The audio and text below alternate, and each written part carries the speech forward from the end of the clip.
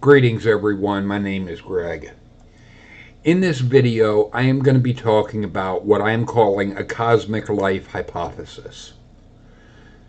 Before I get into what I'm going to talk about in this video, I want to give a bit of a disclaimer and appeal to the skeptics that are watching this. I do not want this video to be taken as me endorsing these things in any way. This is only speculation or a hypothesis. I not only welcome a skeptical or critical reaction to this, I insist on it.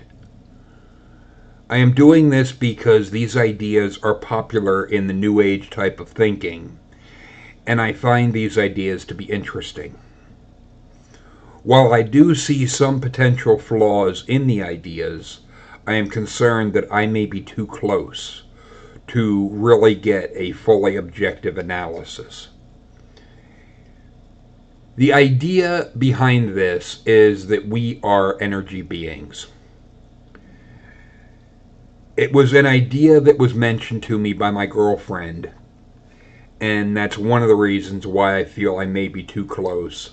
But this also ties in directly with ideas that I had back when I was a deist, right after walking away from Christianity, and to things that I had mentioned in my videos, Losing My Faith.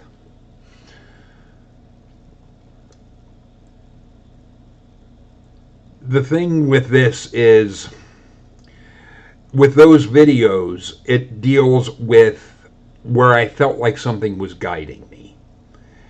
And that is where I do not think for a second that it is any type of God.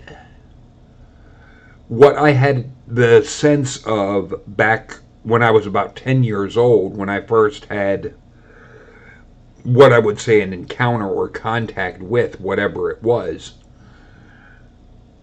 it seemed more like what would be termed a guardian angel.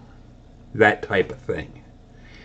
Even though I find ideas like that problematic, because I see so many problems with the idea that there is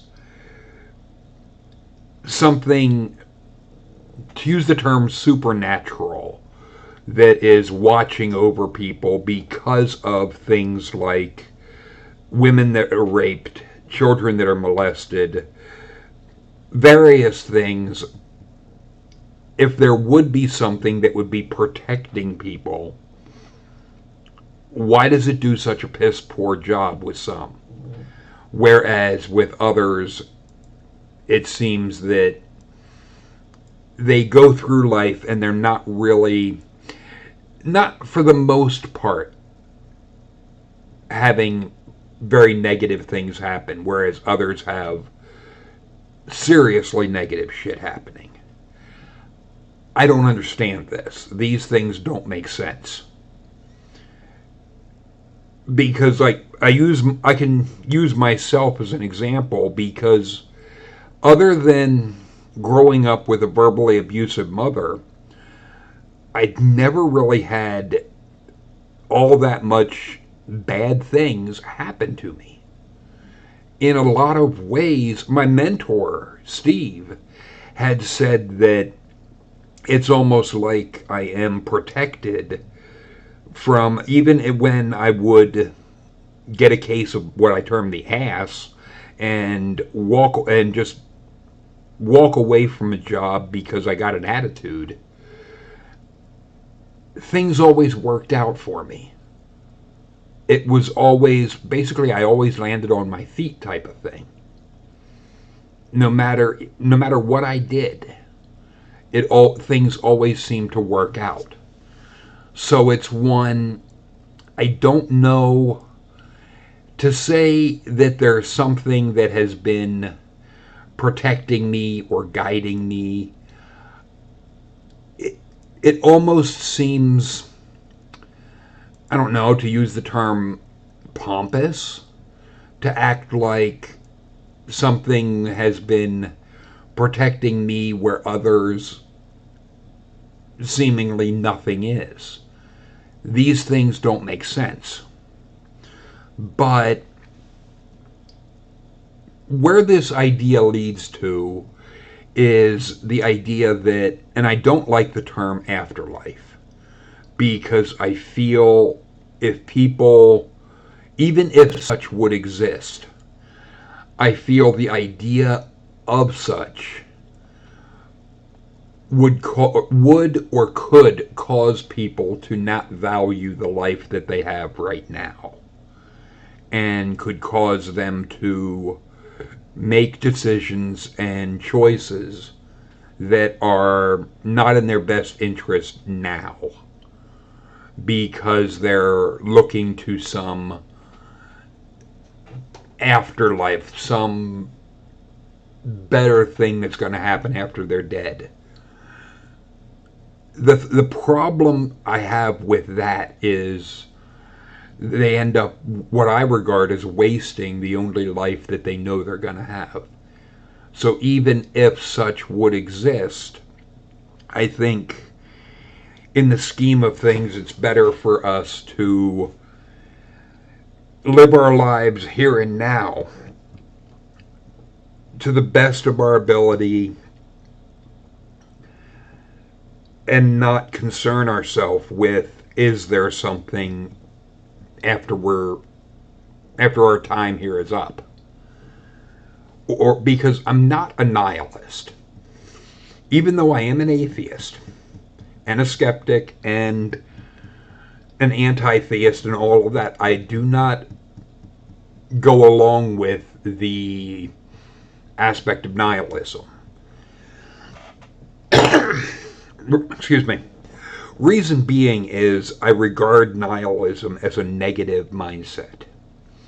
One that, even if the universe is going to end up ultimately going to heat death type of thing, I feel the nihilistic approach is one that is wholly negative. And because of that,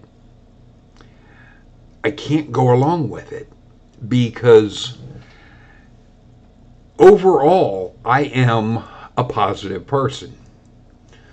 And that's where this energy aspect comes into play. Because one of the things I've come across, and this could be pseudoscience, this is definitely New Age, is the idea that what you see before you, vibrational frequency, has been proven by quantum physics, and I have problems with trying to apply the quantum world to the aspect of the universe that we are in, because things that would happen on the quantum level are vastly different than what can happen on the level of the universe that we're at. The laws of physics completely appear to completely change. I don't understand why this is, but be that as it may. The thing is, it's in this idea, it is mentioned, it's been proven by quantum physics that all beings have an energy field surrounding them. I would like to see the data supporting that. Our existence is far deeper than just our physical body. It extends to an energy field that surrounds us, and in turn, the vibrational frequency we set for that energy field. This vibrational aura gives us the ability to bond with all the wonderful things, wonderful living beings around us, including the universe and all its entities. That sounds all nice and sweet, and isn't life wonderful? But the truth of the matter is, not everyone around us is a wonderful being in that regard. There are very negative people. And there are people that they appear to be, to use the term, drama queens or drama kings. They appear to almost get off on the idea of creating chaos and drama and strife. And that is part of where I am wondering this idea of what you see now of the vibrational frequency type of thing, that it does show that up around the higher in vibrational is peace, joy, love, reason. Okay, that's, in a sense, that's all well and good, but is this actually viable for, to use the term, an energy that we would be able to maintain? Because there are so many things in life that can cause us to have our focus shift. And a lot of that is centering around the things that are happening day to day. And even at different times of the day, that a person can feel different emotions. But I don't think the aspect that it would go all the way down to like apathy, guilt, grief, it would all depend on what's going on in a person's life, or if they have issues of like a chemical imbalance that makes them bipolar. And if that would be the case, that throws a monkey wrench into what I'm thinking, because after, let's use the term of, after someone's life that we know of is over, the idea that my girlfriend had mentioned is basically, what if those that are negative go to wherever and are around others that are at the same vibrational frequency? That, because there are people that are masochists. They enjoy inflicting pain on others. And there are other people that are, or no, I'm sorry, there are sadists that enjoy inflicting pain on others, and masochists that enjoy feeling pain. And for those two types of people being, in a sense, in the same place, yeah, the things they would engage in with each other, those of us that aren't interested in that would find it appalling. However, if that's where they are and that's where they, to use the term, would need to be, in a sense, would it be right for anyone to say you shouldn't go through that when that is basically where they're at? Because what it also makes me think of is back at least 10 years ago, I had a neighbor that lived a few doors down from me that she was a heroin addict. And it made me, that is what caused me to realize this idea of basically a gulf type of thing between people. Because I could see where she was at, and I could see what she needed to do to turn her life around. And she could also see where I was, and that it was, she could see that where I was at was a better place than where she was. But she had said that basically the leap was too much for her. That even though she could see where I was, she couldn't see how to get from where she was to where I was, type of thing. And I'm not talking in the physical aspect, because physically we were able to be right near each other, but mentally she was stuck in the heroin addiction and the addictive personality and the addiction of the drug and the ideas and beliefs that got her to that point. And nothing I could do could change that. And it was one I was never able to help her, no matter how much I wanted to. The thing is, in the aspect of after someone's life is over, if there would be something, I have questions as to how that would be, because even if there would be some kind of energy field or energy whatnot, I do not see where that could lead to a consciousness of any kind. Because energy as we know it has no consciousness. It's just energy. And that is where I think there are problems with these ideas of us being energy beings. But like I've said, I'm not totally opposed to it. I'm skeptical, and it's not something that I would buy into without evidence.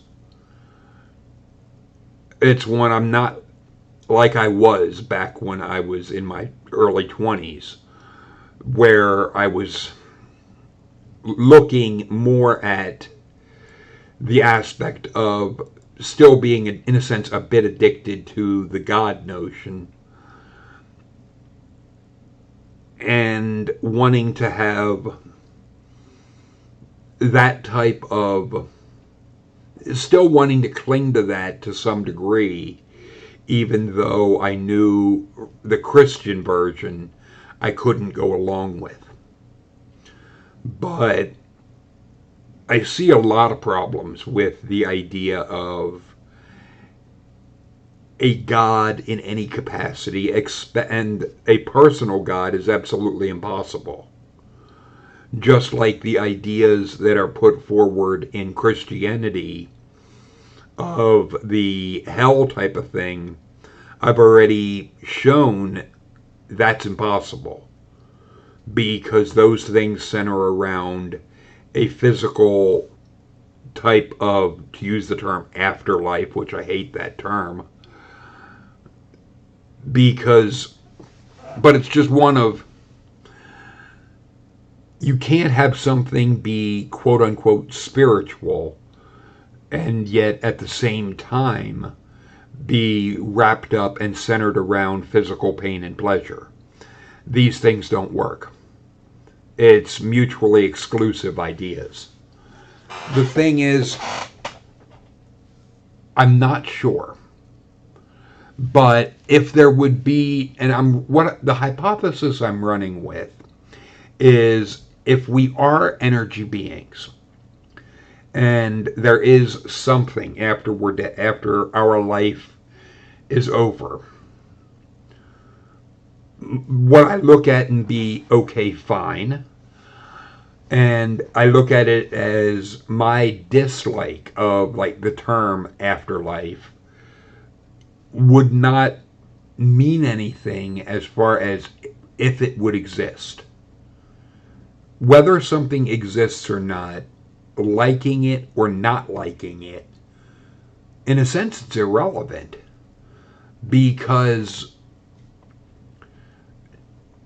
basically the universe doesn't operate by, do you like the idea? Is it something that you enjoy the notion of? Because, I mean, if that were the case, we would see evidence of that in our world, and nature doesn't give a damn. Nature does not care if you like something or not. It just, in a sense, it is what it is. So when people try and cling to the idea of a heaven or whatnot because it makes them feel good, well, just because something makes you feel good doesn't mean it's true. And it doesn't mean that your blind belief in it would matter at all. Just like the aspect of not wanting to believe something wouldn't take away, in a sense, if it is true, you're not liking it, wouldn't change that. Because you might not like the aspect of gravity, but if you jump off a building, you can scream all the way down. You don't like gravity, but too fucking bad. You are having to deal with it. And that's part of what I'm getting at, is just because we don't like something doesn't mean that means that it can't be that way. However, when it comes to things like Christianity, Islam, and even like Judaism, for what's in the Bible, that type of entity, that type of God, is totally impossible. It is logically impossible. So, and there are too many ways that those ideas simply don't work. They logically contradict themselves. So you can't say that just because it fits your dogma or fits a theology that it has to be true because you say so. That, no, nature doesn't care. The thing is, if there is a type of energy thing that we would go to, I would look at it and be, all right, that's an interesting notion, but, and the problem that I see is,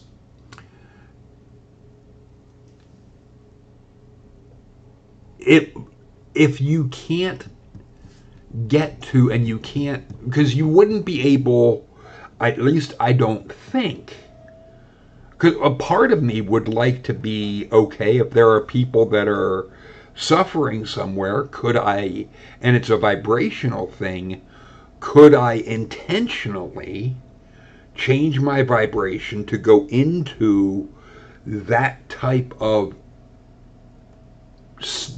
location to try and reach those that are there, to guide them or help them move to a higher vibration? Would that even be possible? Or, and this is all completely theoretical, and that's part of why I'm appealing to skeptics and so forth, because unlike the religious, I know you guys will be looking at an idea on its own, to use the term, on its own merit, and finding any flaws that are in it and analyzing it far more critically than a religious person would. That's one of the reasons why, in a sense, I love the skeptic community, and that I feel it is far better than the religious mindset, because I don't think we're opposed to considering ideas as long as the ideas have some kind of merit. It's just, and even if it's something that is we can't quote unquote prove it right now, the aspect of speculating, I haven't seen any skeptic that is opposed to speculation and so forth and things like that. But in the aspect, because there's also something else that had occurred to me, is the aspect of, if we're eternal, if we would be this, that we can't die type of shit.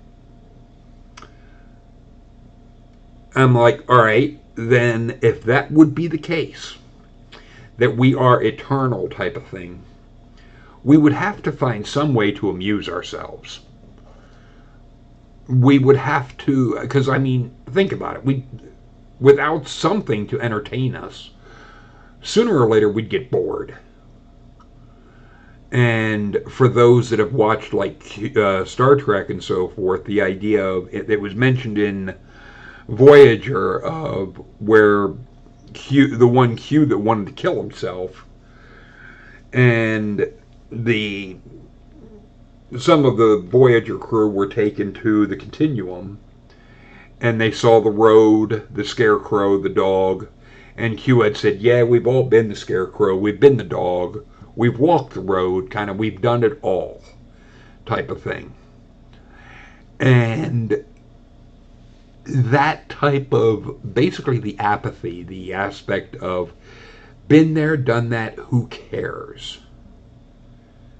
That could come from basically a lack of anything new. And that's a problem that I see with this idea of living forever type of shit. Because a type of eternal existence, especially one that has this notion that you have to be kissing the ass of some kind of god, I'm sorry, that just does not appeal to me in the slightest. I'm not a codependent idiot. I'm not one that type of thing, no. Because any type of, if there would be a god and it would like that sycophantic type of shit, I would look at it and be, what the fuck is wrong with you? What's wrong with you that you need to be constantly having people kiss your ass?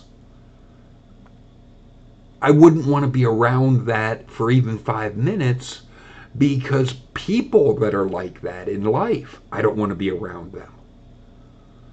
Because to me, in the aspect of, if you're talking like vibrational level, that type of mindset is down around the fear aspect. That's not up at love, because there is no love in sycophantic behavior.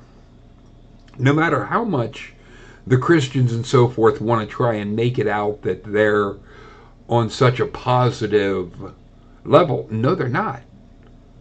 Everything about what they're promoting is down around the fear aspect, which, if you look, if the lower vibrational would be the hell type of thing, then logically most of those that are religious would be going to this hell notion. That, and the worst part of it would be that it is literally by your own design, that by being negative in life, you basically have that's where you're headed, because that's where you're at. But there's also the problem with that of where a person is, and if they're, to use the term, positive or negative, that could correlate to the experiences that they've had in life. So, and that's where, if somebody goes through being abused, and or even being, the aspect that I've never experienced it myself, but being, to use the term, ridiculed or singled out because of a skin color, that can cause different outlooks on reality. And I don't want to say that type of, that people being stereotyped and judged on skin color, that it would mean that they would have to be down around a negative view. But I think it would lead to it, even if the person would want to not be feeling a certain way. It's, by all means, if there's something that I'm not seeing with this, please point it out. And I'm going to be doing a live video on this, a live show on YouTube this evening, probably around like 10 o'clock or so, where I really hope I can have some others joining me on this to bat this around and pretty much see if other people can bring in ways of looking at this that I'm not seeing. Because it just, I'm concerned with ideas like this and how the experiences we have in life, there are questions like Sam Harris has raised of, do we have free will? Because we don't choose our genetics, we don't choose our parents, we don't choose the situation, the economics of our family that we're born into, the experiences we have as children. These things are out of our control. And all of these things do help to shape who a person is and how they look at the world. And there's also the aspect, well, it would tie in with genetics, but the aspect of a chemical imbalance. If there's any defect physically, as well as what's been found with different people that have had injuries, especially like brain injuries, a brain injury can cause a complete change in personality, which raises a problem for the idea of a soul type of thing, because everything that we're seeing appears to be connected to, if there's damage to the brain, then the person's personality can completely change, which raises the question of, is there a soul?